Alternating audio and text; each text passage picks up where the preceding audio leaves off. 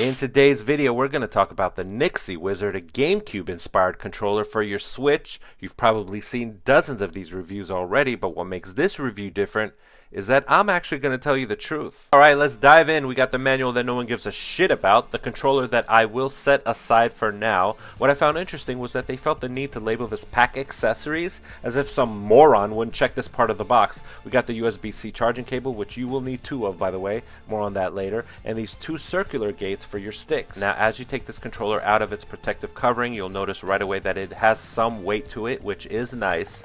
The buttons are very clicky, which is something that I really like to hear.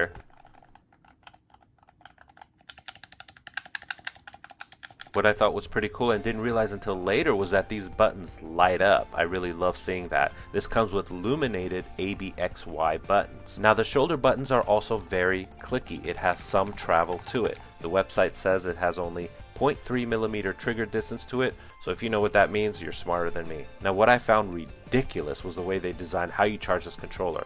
It comes with one charging cable, but you need two charging cables to charge this controller.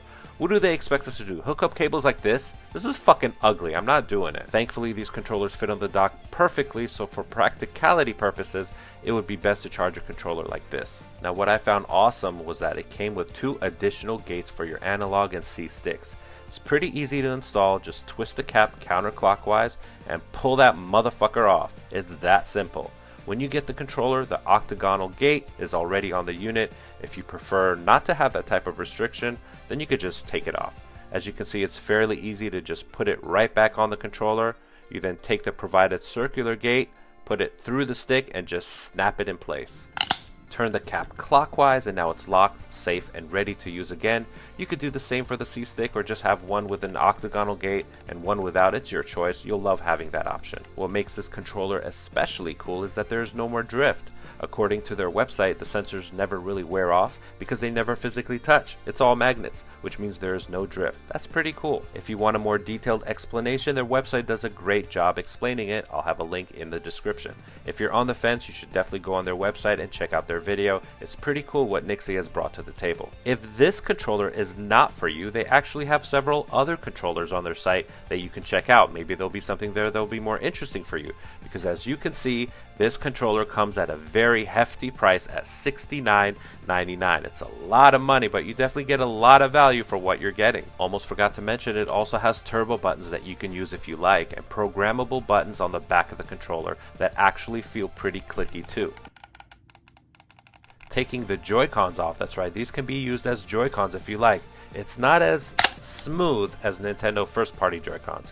If you're used to taking Nintendo Joy-Cons off and putting them back on, you'll notice it's not as smooth, but it works and it's not that big of a deal.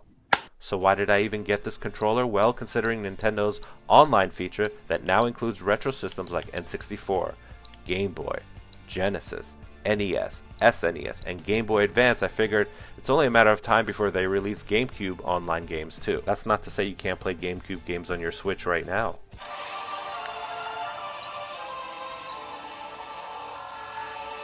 Like the recently released Metroid Prime remake, Luigi's Mansion 3,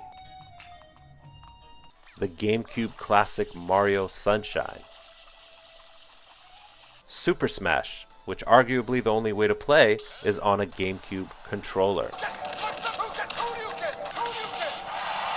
Every classic GameCube game feels great and just plays the way you remember. If you're a fan of GameCube or just appreciate a quality gaming accessory for your Switch, I would definitely give this controller a purchase. That's the video. Thank you so much for watching.